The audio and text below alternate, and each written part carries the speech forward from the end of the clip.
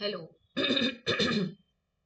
Hello, I welcome you all once again to my channel Explore Education. I am Dr. Rashmi Singh, Assistant Professor, Department of Education, SS Khanna Girls Degree College, sorry, University of Allahabad. And nowadays we are discussing about various topics under the course of professional human values and professional ethics, in which today I am going to discuss a new topic, that is ethical dilemma. You can say नैतिक दुविधा या नैतिक द्वंद्व, है ना। तो जानते हैं ये क्या है। डायलेमा में कब फंसता है इंसान, जब इथिकल डायलेमा हो। An ethical dilemma is a complex situation, ये एक जटिल स्थिति होती है, आसान नहीं होती है। वेयर एन इंडिविजुअल और ऑर्गेनाइजेशन, जहाँ पे एक व्यक्ति या संस्था फेसेस अ चॉइस, उसको चुनना होता है बिटवीन टू और मोर कॉन्फ्लिक्टिंग मॉरल इम्पेरेटिव्स, उनको उसको दो या अधिक द्वंदात्मक नैतिक मूल्यों में से चुनना होता है। And any choice made will result in some degree of ethical compromise, और वो कोई भी चुनाव करे उसको कोई ना कोई किसी ना किसी सीमा का नैतिक कॉम्प्रोमाइज करना पड़ता है, मतलब उसको कुछ ना कुछ गलत करना होता है। Unlike a simple choice between right and wrong, right and wrong के बीच का चुनाव तो आसान है कि हम सही चुन लेंगे, गलत को छोड़ देंगे। A true dilemma involves A conflict between two right actions, एक वाकई द्वंद की स्थिति तब उत्पन्न होती है जब हमें दो सही कामों में से चुनना हो। Where upholding one moral principle means violating another, जहां पे आपको चुनना भी जरूरी है और जैसे ही आप एक चुनेंगे आप दूसरे का विरोध करेंगे। तो इसके कुछ की कैरेक्टरिस्टिक्स हैं, जैसे conflicting moral principles. The situation involves A conflict between two और मोर इथिकल वैल्यूज, ड्यूटीज और ऑब्लिगेशंस। कब ये स्थिति उत्पन्न होती है? ये स्थिति तब उत्पन्न होती है जब आपको द्वंद्व होता है, चुनना होता है दो नैतिक मूल्यों, कर्तव्यों या ऑब्लिगेशंस के बीच में से किसी एक को। म्यूचुअली एक्सक्लूसिव चॉइसेस होती है, a person can not choose both option, इसमें आपके पास ये ऑप्शन होता है कि आप दोनों चुन सकते हैं। And is force to sacrifice one ethical principle in favour of another, आपको बाध्य किया जाता है, सिचुएशन आपको बाध्य करती है कि आप एक नैतिक सिद्धांत का बलिदान करें दूसरे को करने के लिए। नो परफेक्ट सोल्यूशन, इसका आप ये नहीं कह सकते कि ये इसका सही उत्तर है, यही सबसे परफेक्ट सोल्यूशन है। There is no single outcome that is completely ethically acceptable. जब आप द्वंद्व की स्थिति में होंगे तो कोई ऐसा सोल्यूशन आपको नहीं मिलेगा जो पूरी तरीके से इथिकली एक्सेप्टेबल हो। This is different from a simple moral temptation, ये एक मॉरल टेम्पटेशन से अलग है। मॉरल टेम्पटेशन में क्या होता है, the right course of action is clear, वहां पे राइट कोर्स ऑफ एक्शन हमको सही सही स्पष्ट दिखाई देता है, बस वो मुश्किल होता है। लेकिन यहाँ मुश्किल भी है और आप चुनेंगे तो भी आप गलत करेंगे, यानी कि आप दो सही में से एक चुनेंगे, इसका मतलब आप कुछ ना कुछ गलत करेंगे। और significant consequences, the decision often carries serious moral consequences for the people or groups involved, और जो भी इससे निर्णय निकल कर आता है उसके परिणाम होते हैं, नैतिक दुष्परिणाम भी हो सकते हैं उन लोगों के लिए या समूहों के लिए जो इससे जुड़े हुए हैं।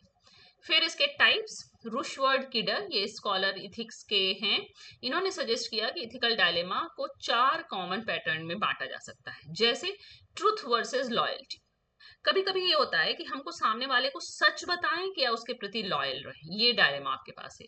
ए conflict between honesty and allegiance, for example deciding whether to tell a painful truth to a friend और to remain loyal and keep a secret. इसमें से चुनना कि आपके दोस्त को आप एक सत्य बता दें जो कि कड़वा है, कष्टकारी है, तो सच बोलना हो गया, लेकिन या उसके प्रति आप लॉयल रहें और उसको सीक्रेट रखें, तो ट्रूथ वर्सेस लॉयल्टी के बीच का डायलेमा होता है। या इंडिविजुअल वर्सेस कम्युनिटी के बीच का हो सकता है, a conflict between the needs of one person and the well being of a larger group. आपका अपना हित उसमें जुड़ा हुआ है, लेकिन अपना हित साध रहे हैं तो कम्युनिटी का नुकसान हो रहा है, कम्युनिटी का साध रहे हैं तो अपना नुकसान हो रहा है। This could involve a company choosing between laying off employees to save the business और protecting jobs at the risk of the entire company. ये तब हो सकता है जब कंपनी को चुनना हो कि वो अपने एम्प्लॉइज को बचाए या बिजनेस को बचाए, पूरी कंपनी को बचाए, है ना। फिर ये डायलेमा हो सकता है शॉर्ट टर्म और long term, A conflict between immediate needs and future goals, कि हम अपनी तुरंत की आवश्यकता को देखें या फ्यूचर गोल को देखें। For instance, A business might consider a profitable but unsafe shortcut in manufacturing, balancing short term financial gain against long term reputation and safety. यानी कि आप शॉर्ट टर्म फाइनेंशियल गेन को एक्सेप्ट करें या long term reputation और safety के लिए काम करें, दोनों ही आपके लिए सही चॉइसेस हैं, उनमें से एक को चुनना है। फिर justice versus mercy, A conflict between upholding rules and showing compassion. A classic example is a manager deciding whether to enforce a strict company policy for an employee who is going through a tough personal time. जैसे कि हम लोग कहते हैं कि हम सबके प्रति न्याय करेंगे, किसी के संग हम अन्याय नहीं करेंगे, लेकिन कोई एक ऐसा इंसान निकल आएगा जो बहुत कठिन व्यक्तिगत स्थिति से गुजर रहा हो, तो आपको हम लोग कह देते हैं अच्छा ठीक है, उसके लिए हमने उसको फ्लेक्सिबल कर दिया, ठीक है तुम थोड़ा लेट आ जाना, तुम थोड़ा जल्दी चले जाना। लेकिन यहाँ पे हमने फिर जस्टिस तो नहीं की, उन लोगों के प्रति जस्टिस नहीं हुआ जो समय से आ रहे हैं जा रहे हैं, है ना। तो हम नियम सब पे अपनाएं, कैसे अपनाएं, मर्सी करें कि जस्टिस करें, इसमें भी इथिकल डायलेमा की सिचुएशन आती है। फिर बात आती है कि रिजॉल्व कैसे करें। डायलेमा तो हम सबको फेस करना पड़ता है, हम इसको रिजॉल्व कैसे करें। तो सबसे पहले हम कॉन्फ्लिक्ट को पहचानें, clearly define the ethical values that are in conflict. हमें स्पष्ट रूप से उन नैतिक मूल्यों को पहचानना होगा जिनकी वजह से द्वंद्व की स्थिति आ रही है। फिर गैदर द फैक्ट्स, आप फैक्ट इकट्ठे कीजिए, make sure you have all the relevant information and understand the perspectives of all stakeholders. हमको ये सुनिश्चित करना होगा कि हमने सभी सूचनाओं का एकत्रीकरण कर लिया है और हम समझ गए हैं कि हर स्टेक होल्डर के पर्सपेक्टिव के हिसाब से वो घटना समझ गए हैं कि नहीं। फिर हमको ऑप्शंस एक्सप्लोर करने होंगे, look beyond the two initial choices to see if creative alternatives exist that might resolve the conflict more effectively. हमको देखना होगा कि जो दो हमको मुख्यतया प्रारंभिक चॉइसेस दिख रही हैं, क्या उसके अलावा भी कोई क्रिएटिव अल्टरनेटिव निकल सकता है जो इन दोनों से बेहतर हो। फिर हमको करना होगा इवेल्युएशन बेस्ड ऑन प्रिंसिपल्स, हमें देखना होगा कि हम जो अपना मूल्य निकालने जा रहे हैं वो सिद्धांतों पर आधारित है कि नहीं। Consider the options through different ethical frameworks, हमें कई तरीके के इथिकल फ्रेमवर्क्स की नजर से उसको देखना होगा, such as a rule based approach. Rule based approach क्या कहती है, फॉलोइंग यूनिवर्सल मॉरल रूल्स, कि हमको यूनिवर्सल मॉरल रूल्स को फॉलो करना है, किसी का उससे फायदा हो रहा हो या नुकसान हो रहा हो। लेकिन एक कॉन्सिक्वेंस बेस्ड अप्रोच भी होती है जो ये चाहती है कि greatest good for the greatest number चुन लीजिए, मतलब ज्यादा से ज्यादा लोगों का ज्यादा से ज्यादा भला जिसमें हो जाए वो चुन लीजिए। Make a decision and act, इस हिसाब से आपको ये तय करना है कि आप रूल बेस्ड अप्रोच चुनेंगे कि कॉन्सिक्वेंसेज बेस्ड अप्रोच चुनेंगे, और तब आप डिसीजन लीजिए और तब एक्टिवली उसके हिसाब से एक्ट कीजिए। After thorough analysis make a choice and be prepare to explain your reasoning to those affected. और फिर आपको अपना उनको जो इफेक्टेड हैं, जो आपके निर्णय से जिनको कष्ट पहुंच रहा है, उनको आपको एक्सप्लेन भी करना होगा कि आपने ये क्यों चुना। तो इस तरह से आप एक एथिकल डायलेमा का रिजोल्यूशन कर सकते हैं। तो प्रोफेशनल कंटेक्स्ट में हमें कैसे कैसे मिलता है एथिकल डायलेमा, हेल्थ केयर में बहुत मिलता है।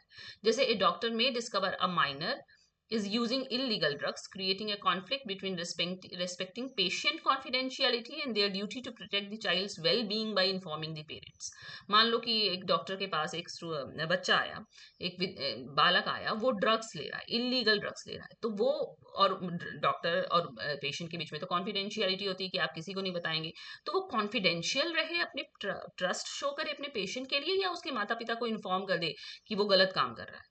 इसी तरह से हेल्थ केयर में तो बहुत सारे इश्यूज है, जैसे कि आपको कोई दवा आप ऐसी प्रिस्क्राइब कर दे रहे हैं जो इसके जिससे सस्ती दवा से भी वही काम हो सकता है, लेकिन आप महंगी दवा प्रिस्क्राइब कर रहे हैं, इस तरीके की चीजें। Business, a company might have to choose between selling a product that is profitable but potentially unsafe, balancing profit against consumer safety. ये बहुत होता है कि हम अपना प्रॉफिट देखें कि कंज्यूमर की सेफ्टी देखें। अभी आप लोग न्यूज में देख रहे होंगे कि कई छोटे छोटे बच्चों की डेथ हो गई है कफ सिरप पीने से, और तब निकला है ये कि 2 साल से छोटे बच्चों को कफ सिरप ना दे। खैर वो हेल्थ केयर वाले में जाएगा, लेकिन वो कंपनी जो वो कफ सिरप बना रही थी उसको तो पता होगा उसका कॉम्पोजिशन क्या है, फिर भी उसने प्रॉफिट के लिए कंज्यूमर की सेफ्टी को नहीं देखा, और इसका मतलब उसने गलत चुनाव किया। और जर्नलिज्म में होता है, a journalist may get information that could prevent a public figure from being wrongfully accused but publishing the information would violate a promise of anonymity to a source. मतलब एक जर्नलिस्ट को ऐसी बात पता चल गई है कि वो किसी पब्लिक फिगर को रॉन्गफुली एक्यूज होने से बचा सकता है, लेकिन वो अगर इस इन्फॉर्मेशन को पब्लिश करेगा तो वो उस लॉ का वायलेशन कर देगा जिसमें उसने कहा है कि हमको एनोनिमस रखिए और हमारा नाम मत बताइए। तो ये इस तरीके के डायलेमा तो प्रोफेशंस में हम लोग को बहुत मिलते हैं, रोज मिलते हैं। टीचिंग में किस तरह के डायलेमा आते हैं, जैसे confidentiality and disclosure. Student disclosure, a teacher discovers that a student is being abused और नेग्लेक्टेड। एक टीचर को पता चलता है कि एक स्टूडेंट है वो अब्यूज किया जा रहा है, शुड दे ब्रीच कॉन्फिडेंशियलिटी, वो कॉन्फिडेंशियलिटी को तोड़ के उस रिपोर्ट की उस इंसिडेंट को रिपोर्ट करें या कॉन्फिडेंशियलिटी बनाएं।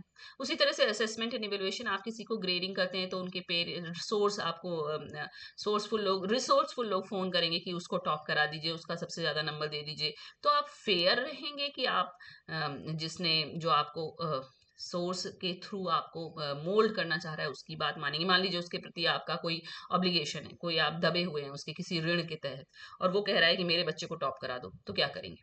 स्टूडेंट टीचर का रिलेशनशिप, पर्सनल रिलेशनशिप, अगर आपका किसी स्टूडेंट से क्लोज रिलेशनशिप हो गया है तो आप प्रोफेशनल बाउंड्रीज को क्रॉस करेंगे कि फेवरेटिज्म करेंगे कि उसके प्रति इम्पार्शियल रहेंगे, कैसे तय करेंगे? इंक्लूसिव एजुकेशन, डाइवर्स नीड को कैसे एकोमोडेट करेंगे? मान लीजिए कि किसी बच्चे की आपकी क्लास में डिसेबिलिटी है, तो आप उसके लिए सिग्निफिकेंट एकोमोडेशन करके उसको लाभ पहुंचाएंगे, या उसको इस लाभ को पहुंचाने के लिए बाकी पूरी क्लास का भी समय और टाइम जाएगा, वो करेंगे? क्या करेंगे आप? तो ये सब डायलेमा की स्थिति आती है। प्रोफेशनल कंडक्ट, किसी कलीग ने आपसे मिसकंडक्ट किया है, तो आप उसको डायरेक्टली हायर अथॉरिटी को बता देंगे कि पहले उस कलीग से डायरेक्ट बात करेंगे, क्योंकि हो सकता है हायर अथॉरिटी को बताने से उसको स्यू कर दिया जाए।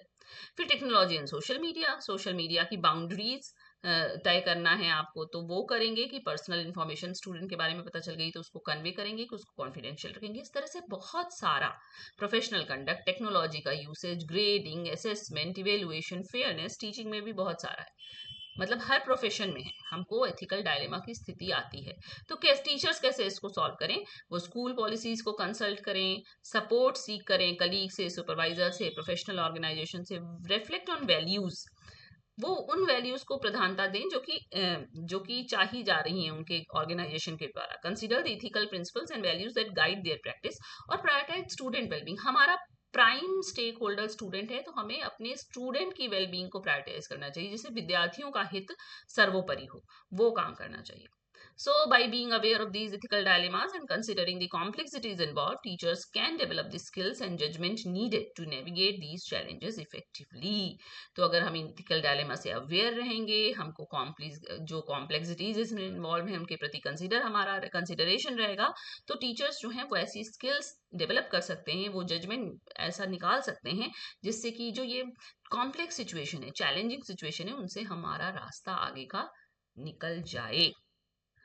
Okay, so it is a very complex situation of ethical dilemma, जो कि हम लोग अपने हर प्रोफेशन में, डेली लाइफ में रोज फेस करते हैं। तो हमको देखना पड़ेगा कि हम कौन सा एक्ट चुन रहे हैं, greatest good of greatest number या universal moral values. Okay, so thank you.